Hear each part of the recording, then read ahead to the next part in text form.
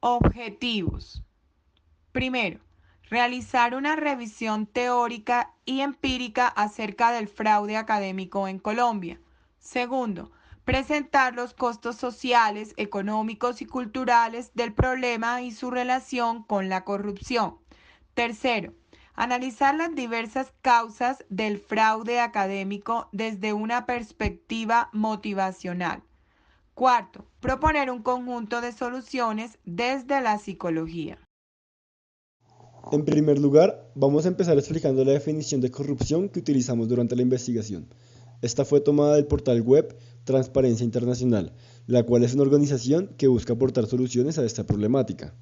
Según esta, en 2013 se define la corrupción como el abuso del poder confiado en beneficio privado. La corrupción puede clasificarse como grandiosa, insignificante y política, según la cantidad de dinero perdido y el sector donde ocurre. Sin embargo, acorde a Chapman en 2005, en ciertos casos la corrupción se confunde con la incompetencia de los actores claves o las fallas en la infraestructura de los proyectos en los que se trabaja. Sin embargo, en el caso de fraude universitario, citando a García y Manchado, se entiende como cualquier comportamiento no lícito de un estudiante universitario en torno a exámenes o a trabajos escritos, realizados como requisito para superar una asignatura. ¿Por qué es importante saber sobre el fraude académico? En Colombia, un porcentaje extremadamente alto de estudiantes admite haber cometido fraude académico en su vida. Es el 94.4%. Y del total de faltas disciplinarias que se detectaron y se sancionaron, es decir, de las que se sabe, el 93.39 corresponde a fraudes académicos. Díaz Martínez 2014, Almeida y colaboradores 2010 concuerdan que existe una relación en el aprendizaje de prácticas deshonestas o fraude académico y la corrupción. De acuerdo a esta afirmación, ellos nos dicen que el fraude académico promueve la corrupción en el ámbito profesional y social. Este mismo implica una menor calidad de los profesionales que muy probablemente tengan consecuencias negativas en lo económico, en lo social y en la misma vida de las personas. Ya conociendo la relación entre fraude académico y corrupción, es importante mencionar lo que esta última le causa a nuestro país. En cuanto al sector empresarial, el 80% de los empresarios colombianos admitieron que hay corrupción en sus negocios. Eso según un estudio publicado el año pasado. El 30% de los empresarios manifestó estar dispuesto a falsificar estados financieros y a recibir sobornas por contratos, según ese mismo estudio. En cuanto a la corrupción en general, Colombia pierde 50 billones de pesos al año en corrupción, según un artículo del Tiempo del 2017. Según ese mismo medio de comunicación, en los últimos 7 años se han condenado a más de 19.000 personas por corrupción en Colombia. Además, nuestro país ocupó el puesto 90 de 176 en el ranking de Transparencia Internacional. Y por último, ninguna de las instituciones colombianas evaluadas por Transparencia Internacional clasificó de riesgo bajo en corrupción. Es decir, que nuestro país realmente tiene muchos costos a causa de esta problemática. Para estudiar el fenómeno en la Universidad de La Sabana, se evaluó la atribución del fraude académico a estudiantes de psicología de la universidad mediante un cuestionario que involucraba razones que implicaban locus de control interno y locus de control externo. Se le aplicó el cuestionario a 41 estudiantes, de los cuales 39 fueron mujeres y 2 fueron hombres. El 27% de los participantes reportó haber hecho fraude académico en algún momento de su historia escolar, mientras que el 73% reportó no haberlo hecho nunca. Se aplicó una escala Likert. Ante las afirmaciones que implicaban locus de control interno, un promedio de 9,5 estudiantes manifestó estar en desacuerdo o muy en desacuerdo, y 21,8 manifestó estar de acuerdo o muy de acuerdo. Ante las afirmaciones que implicaban locus de control externo, un promedio de 17,4 estudiantes manifestó estar en desacuerdo o muy en desacuerdo, y 11,4 manifestó estar de acuerdo o muy de acuerdo. También se hizo una serie de preguntas con una serie de opciones que implicaban locus de control interno o externo. Aquellas que implicaban locus de control interno recibieron 87 respuestas, mientras que las que implicaban locus de control externo únicamente 19. Causas relacionadas con el locus de control externo.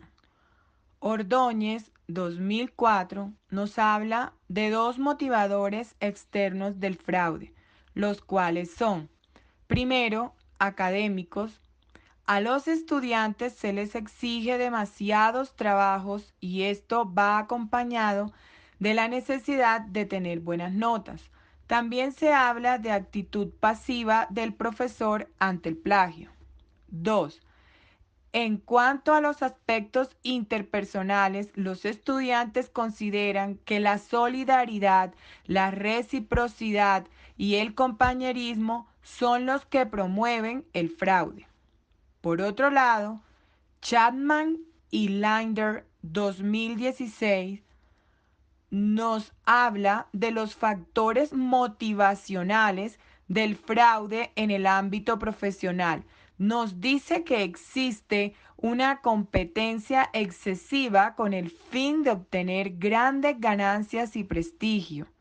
También nos habla de cómo la injusticia laboral lleva a aprender comportamientos no éticos con el fin de resaltar y sobrevivir. Díaz Martínez, 2015, nos dice que el fraude es reforzado socialmente y que se da por causa de la aprehensión del comportamiento y el poco control de los profesores. Similar a lo dicho por Díez, Macaber y Treblo, 1993, nos dicen que es la causa de control por parte de las instituciones que este fenómeno se presenta y que este fenómeno se da por la necesidad de logro académico. Por otro lado, al estudiar las causas asociadas al locus de control interno, encontramos que según Díez Martínez, 2015, nos dice que la ignorancia por parte del alumno, el seguimiento de la ley del menor esfuerzo y la desmotivación por parte del mismo son causas internas que llevan a cometer fraude. Y por otro lado, Ordóñez 2004 nos dice que el motivador interno del fraude es la vagancia, la pereza, la irresponsabilidad y la inseguridad de lo que se sabe. Para dar solución al plagio y a la corrupción se tendrá en cuenta lo expuesto por Chapman y Linder 2016, quienes exponen que la corrupción es un comportamiento esperado en un entorno en el cual actuar con honestidad y basado en valores significa perder. Es por eso que es de vital importancia mostrar a las personas las implicaciones que trae la corrupción y los beneficios que trae actuar siempre teniendo en cuenta lo éticamente correcto. Chapman y Linder exponen las características para que la respuesta a la corrupción sean efectivas, propuestas por Poisson y Hallock en el 2002. La primera es limitar la autoridad, la segunda, mejorar la responsabilidad, la tercera, realinear los incentivos. La cuarta y última es dar cambio a las actitudes y movilizar la voluntad política. Teniendo en cuenta dichas características, se plantearon diferentes soluciones. La primera es la calidad de liderazgo superior. Los líderes que actúan bajo la ética y valores, enfatizando la transparencia, logrando control en la supervisión de los trabajos y castigando las acciones incorrectas, pueden marcar diferencia, reduciendo la corrupción. Para esto se necesita tener claro el código de conducta.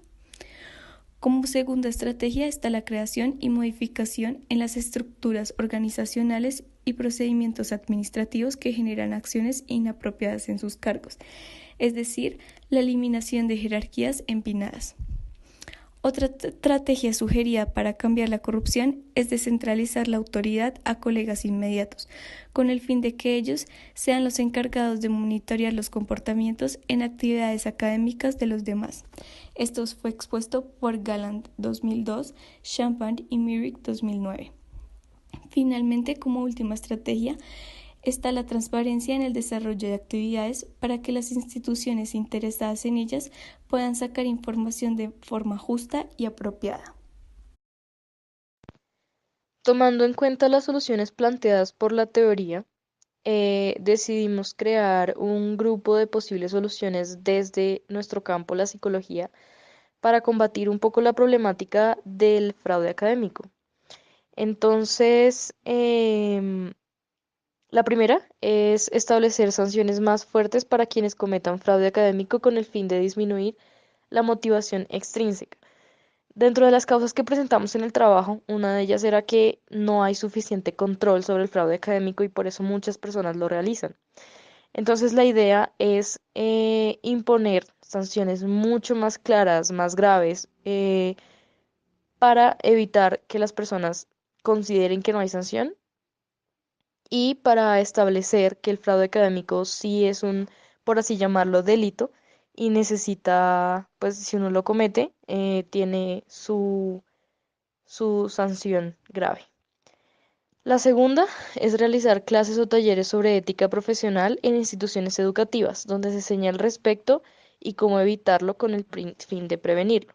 Entonces, la idea fue tomada un poco de la Universidad de AFIT. Por ejemplo, desde el 2011 ellos empezaron a implementar un programa que se llama Atreverse a Pensar. Este programa lo que busca es prevenir y erradicar el fraude académico a través de la reflexión y de mensajes de impacto. Entonces, usan como 5 fases de reflexión y de mensajes de impacto, que son el culto a la viveza, ética y academia, cultura ciudadana, ser mejor e integridad académica. Entonces, la idea es replicar un poco este tipo de campañas eh, en instituciones académicas colombianas para generar un poco de conciencia en los estudiantes y en los profesores.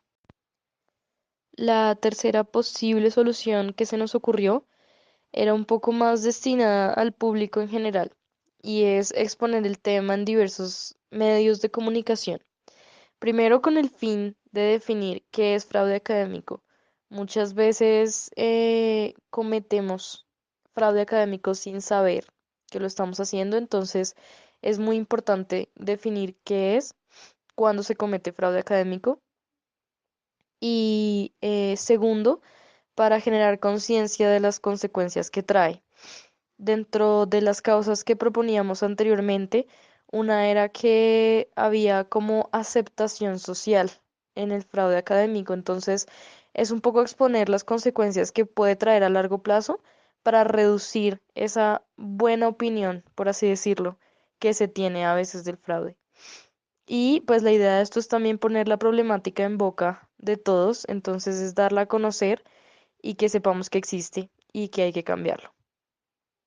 La cuarta solución que se nos ocurrió fue un poco más orientada al área ya educativa, entrar un poco con las autoridades académicas en sí para generar un plan de acción en el que se refuerce positivamente los trabajos de los alumnos que sean de creación propia. Entonces, esto con el objetivo de mm, aumentar la motivación de logro de los estudiantes para que quieran, por motivación intrínseca, em, conseguir su premio por haber hecho algo que fue pues suyo de su creación y pues bien hecho. Y por último, esta es la solución un poco más complicada de todas, pero es la que probablemente nos lleve a largo plazo, es un poco cambiar la forma de evaluación de las instituciones académicas para que se priorice las calificaciones que fomenten la práctica individual, es decir, em, que prioricen las prácticas en las que se pueda observar que el alumno realmente ha aprendido ese conocimiento y que no sea solamente repetir algo que puede copiar. Es básicamente eso.